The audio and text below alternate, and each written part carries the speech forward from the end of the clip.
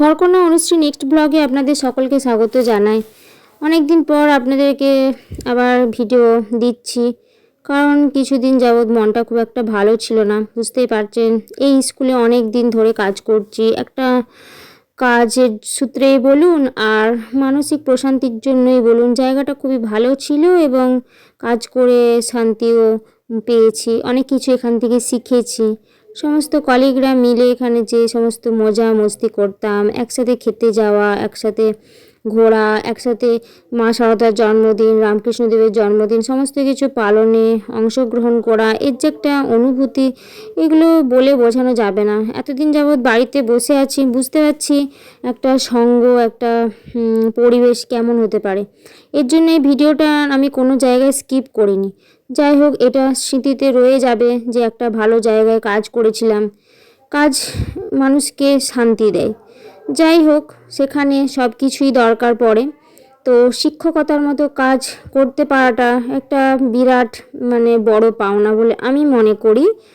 আর আপনারা যারা ভালো শিক্ষকতার সাথে যুক্ত আছেন, যে স্তরেই হোক না কেন, সেটা একটা বিরাট বড় পাওনা।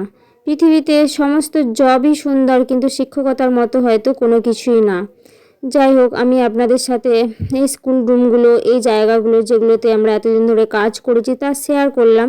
বাচ্চা বাচ্চা ছেলে মেয়েগুলো এখন পরীক্ষা শেষ হয়ে গেছিলো বলে অনেক বাচ্চা কম আসছিল, আর ওরা এসে এখানে মজা মস্তি করছিল। ডিসেম্বর মাসের শেষ তো, ওদের সাথে আমরা খুনসুটি করছিলাম।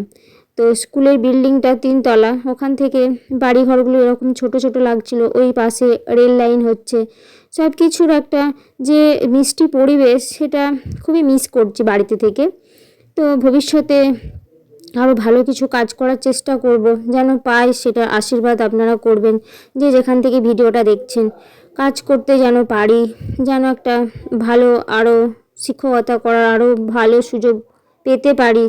সেই জন্য পড়াশোনা এখনও করছি। আর এই যে বাচ্চা বাচ্চা ছেলে মেয়েগুলো, এরা টিফিন খাওয়ার জন্য নিচে নেমে যাচ্ছে। তো ওরা মিড ডে মিল খাবে এখানে। তো সেটার একটা ভিডিও আমি এখান থেকে বানিয়েছিলাম, সেটা আপনাদেরকে দেখালাম। স্কুলটা পরিবর্তন হয়ে যাবে, অনেক নতুন নতুন সঙ্গী সাথী আসবে, পুরনোদেরকে সবাই ভুলে যাবে, কিন্তু এই জিনিসগুলো রয়ে যাবে। তো আমি কিছু কিছু দৃশ্যায়ন করে রেখেছিলাম, সেইগুলো আপনাদের সাথে শেয়ার করে নিলাম। এই জায়গাটা আমি যতদিন স্কুলে কাজ করছি, 2-3 বছর যাবৎ খুবই যাতায়াত করতাম। এখানে একজন মা আছে, মা সবসময় সবাইকে দেখছে ওখান থেকে। তো সেই জন্য একবার করে মায়ের সাথে দেখা করে আসতাম, কতবারই না গেছি।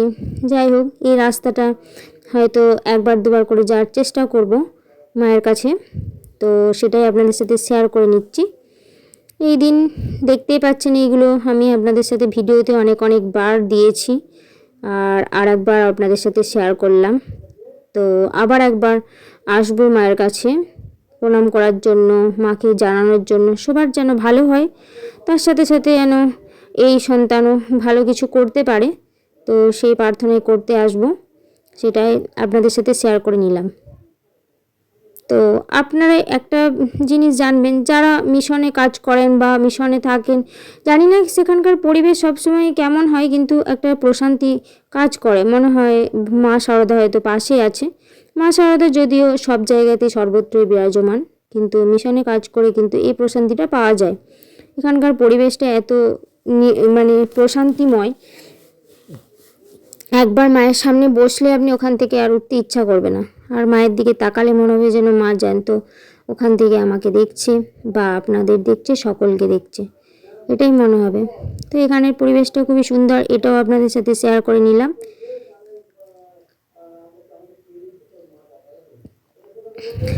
খুব সুন্দর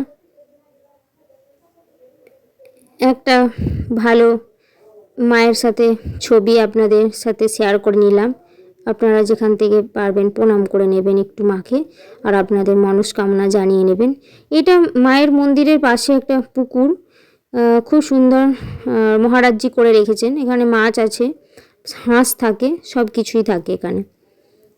আর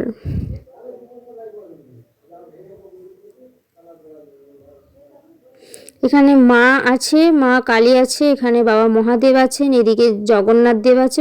এখানে অনেক দেবতা বসবাস করেন। এখানে মহারাজজির নিত্য সেবা দেন, আর প্রতিদিন পূজা করেন। এখানে পরিবেশটা খুবই সুন্দর। আর এরপরে যেটা দেখাচ্ছি সেটা হলো যে এর পাশে যে পুকুরটা, এই ভিডিওটা আপনাদের সাথে শেয়ার করেছিলাম একবার, তো আরেকটিবার শেয়ার করে নিলাম। এরকমভাবে হয়তো আর ভিডিও এখানে গিয়ে বানানো হবে না, তো আর একবার শেয়ার করে নিলাম। এখানে পরিবেশ আমার কাছে সবসময় আমার জীবনের একটা অধ্যায় হয়ে থাকবে, শিক্ষা, এখানকার পরিস্থিতি সব কিছুই আর কি। এই দিন একটু মেঘ করেছিল বলে ওই জায়গাটা একটু কালো মতো মনে হচ্ছে। এরপর এখান থেকে তো যাওয়ার রাস্তাটা দেখালাম, এরপর বেরোনোর রাস্তাটা দেখাচ্ছি এই স্কুল চত্বরের। এখানে আপনি বিএড কলেজ, বেসিক কলেজ আর স্কুল সব কিছু একসাথেই পাবেন।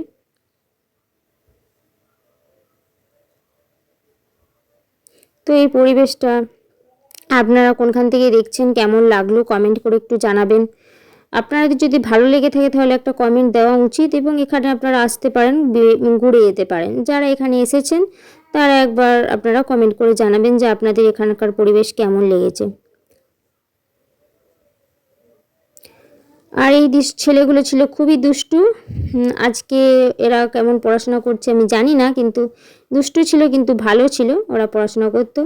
আর এটা টিফিন টাইমের সময় আমি আর একদিন কখনো তুলেছিলাম, হয়তো সেটাও আপনাদের সাথে শেয়ার করে নিলাম। এই দুষ্টু মিষ্টি সম্পর্কগুলো জীবনের বড় বড় যুদ্ধকেও হার মারিয়ে দেয়। তাই কর্ম করতে কখনো ছাড়া উচিত নয়। কর্মকে পয়সা দিয়েও অনেক সময় আমরা বিচার করি, কিন্তু কর্মময় জীবন খুবই দরকার আমাদের। তাই ছোটোখাটো হোক, কর্ম আমাদের করতে হবে। এই নিয়ে এই সমস্ত স্মৃতি পাথেয় করে নিয়ে আগামী জীবনে যেন আরও ভালো কিছু করতে পারি, সেই নিয়ে মায়ের আশীর্বাদ নিয়ে আমরা জীবনে এগিয়ে চলব।